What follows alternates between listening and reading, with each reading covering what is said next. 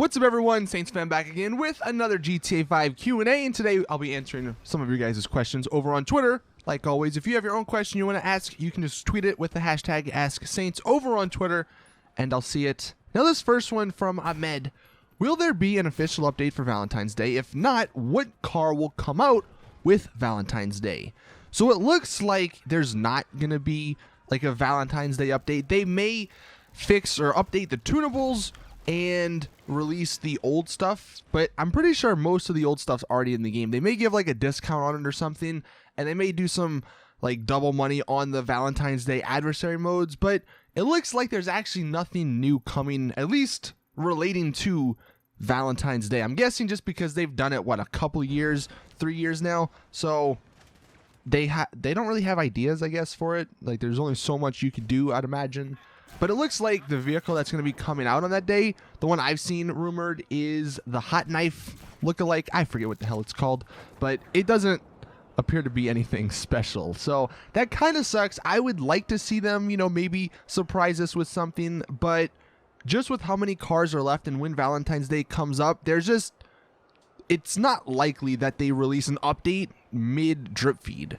So yeah, if you're wondering about Valentine's Day stuff, unfortunately this year looks like it's not gonna happen. Then we have Ali. Do you think that Rockstar would ever add a vehicle that drives itself to a destination the player sets, sort of like the taxi service? That's an interesting idea.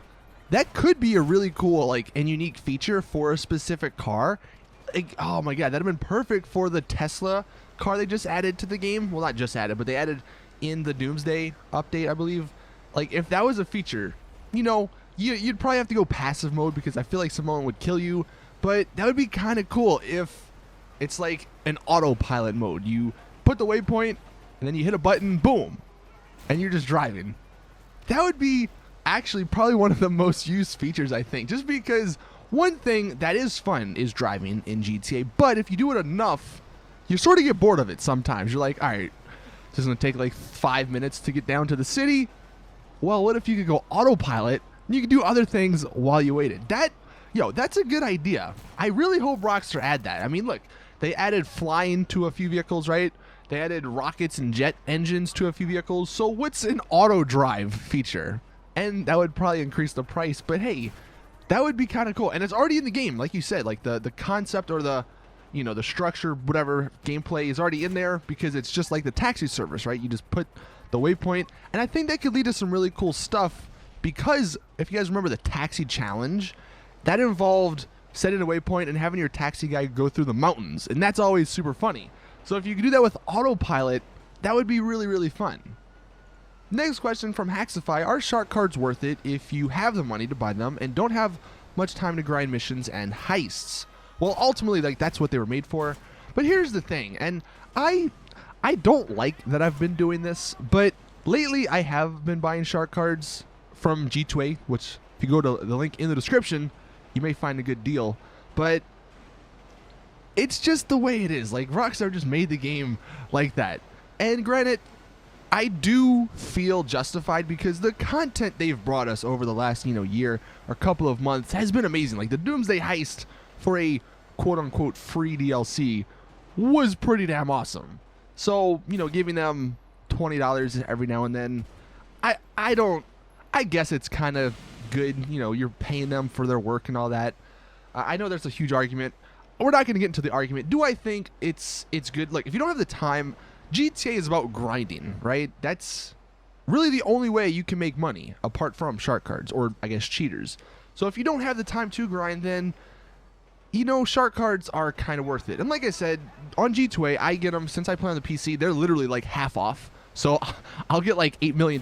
And sometimes even like 12 or more if they do those discounts, or if they do those weeks where they give more money for like $50 or like $40-something. It's actually pretty cool. So I don't know. If you guys want to check that out, you can go into the description. But yeah, I would say it's kind of worth it. I mean, ultimately, it's going to come down to you and whether or not you want to give Rockstar your money. But if you don't have time to grind and you want to enjoy the stuff, then, that's what it is.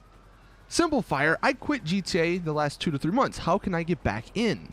And are there any chances that I can return to it, or will the game still be glitchy as always? Well, good news. Well, at least on PC. I'm pretty sure it's the same way on consoles. You guys will have to tell me in the comment section, but the glitches really don't happen too often. I don't really find them happening too often, at least. Now on PC, there's a lot of modders, so you're gonna have to worry about them. But if you're careful, if you go into solo public lobbies, you should be fine. But as far as glitches, I really haven't come into any really crazy glitches. I mean, every now and then I'll get stuck at a loading screen, or I'll get stuck in the clouds, but for the most part, my game at least has been running pretty glitch free. As far as getting back into it, yeah, that's going to be a tough one, because there's just so much stuff in the game, especially with the Doomsday Heist. You almost have to take it slow. You can't really rush back into it. And I've said this before, don't think that you're going to make $1 million like in a second, and you're going to have everything right off the bat. You do have to work towards it. And I think that's kind of cool. It gives you some progression. But if you quit in the last 2 to 3 months, I'm assuming you have some stuff, right? Like you're not just completely fresh. So that's definitely good news. And if you're going to get back in, if you haven't played the Doomsday Heists, play them, man. Like right off the bat, either find someone who has a facility and play them, or buy your own facility if you have enough money and play them with some of your friends, because they are really fun. As hard as they are and as frustrating as they are sometimes, it is still really fun. It gives you a lot of good gameplay, and I think that may kickstart your love for GTA again. At least that's what it sort of did for me. Like I've really been enjoying GTA lately, ever since playing the new heists. Then we have Benny. Do you reckon they'll ever unblacklist some of the vehicles? I'm holding out hope that one day, well, when the day comes that GTA Online is just like officially done, like when they've moved on to GTA Online 2 or whatever, I'm hoping they just like turn everything off. Like just make it a complete freaking shit show. I know that's probably a bad thing to say, because I'm sure some people will probably just stick to GTA Online and they won't move on and they'll hate that. But just get rid of all the rules, man. Like, yeah, unblacklist everything. Make it so where you could do whatever the hell you want, Just go crazy. Honestly, if they did that, I think a lot more people would play. And then they may be like, oh, okay, I might buy GTA Online 2, or I might get into that game because I'm having so much fun with this. So I'm holding out hope for that. I doubt they'll do that because it's Rockstar, but that would be, I think, kind of cool. Then we have Jack. Do you think that Rockstar will add a Bikers Part 2 as a motocross DLC with crossers and motocross helmets and clothes, etc.? I've actually, surprisingly, never thought of this, or never even seen anyone think of this. This is actually pretty genius. Don't know if you could really fit it with a Bikers Part 2, even though technically it is motocross stuff. But think about this, right? Over the last couple of years and stuff, we've wanted the arena open, and a Bikers Part 2 with motocross stuff would be the perfect DLC for the arena to open. So if they did want to open the arena, if they wanted to put the time and effort into opening that, and if they wanted to make a different DLC, right, a unique DLC that's not all these businesses and stuff, boom, that's the one, So that's a great idea, Jack. And then the question of the day from Pedro: if you had an infinite amount of money and you could buy 2 things, one business and one other thing in GTA Online, what would it be and why? That's a tough one, all right? Because I was thinking about this, and I was like, you know what? Probably I would just buy a CEO office for the business, right? And then an oppressor. But the more you think about it, if I bought an oppressor, then I would have to also buy an MOC to upgrade it to get the rockets. I'd also have to own a bunker. I'd also have to own a MC Club house to call it instantly. So that throws that sort of out the window. I mean, there's like some other cars, right? The Deluxo and some of the ones that came with the Doomsday Heist that are kind of cool. But again, you'd have to own a facility for that. And then if you own a facility, like obviously the benefits of it, you get the heists, but you don't really get much else. Whereas going back to the office, you get a bunch of stuff. You get the import-export. That's a tough question. If you could only pick 2 things, one business or one of the properties, and then one other thing, God, you really got me here. Let me know in the comment section what you guys would pick.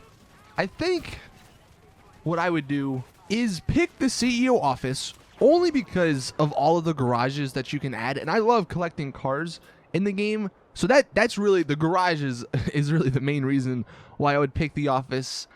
And then I would also have to pick some sort of armored vehicle. I think I would pick maybe the Night Shark, just because it's pretty fast. It has guns on it, not that they really do anything, but ultimately it's armored. It's explosive proof.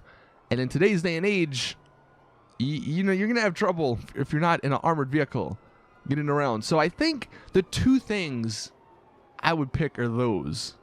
And then I'd go off of that. I mean, yeah, having like a buzzard would be nice because you could spawn that around with the CEO stuff, but just driving around in an armored, I think that's what I'm going to go with. An armored vehicle, probably the Night Shark, with the CEO office, with all the garages, because I want to customize and collect cars. But yeah, let me know in the comment section what two things you would pick. Thank you all for watching, though. Please drop the video a like if you did enjoy, subscribe for more awesome GTA content, and as always, I'll see you guys in the next one.